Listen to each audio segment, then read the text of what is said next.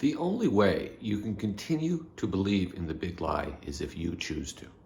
The evidence that the January 6th committee public hearings have shown, the evidence that has mounted up over the last year and a half, make it very, very obvious. One, that Biden won the election and everyone knew it, and that Trump very much incited the violence to try to disrupt the process so that he could stay in office. One can choose not to believe things, but to do that, one has to be very, very deep in the Fox News and the right-wing ecosystem. However, and I don't have the exact numbers, something around a third of Americans, a clear majority of those who identify as Republicans, essentially still believe the big lie. But that's not a majority of Americans.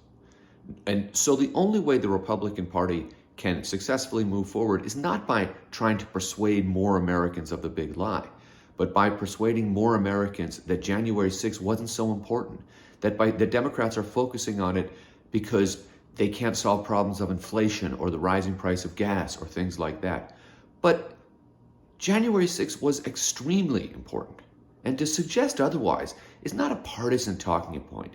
It is a deeply unpatriotic view. It is to say that attacks on the American Capitol are less important than fealty to the cult leader Donald Trump. And that is exactly where the majority of the Republican Party, both in terms of its electorate and particularly its elected leadership, are.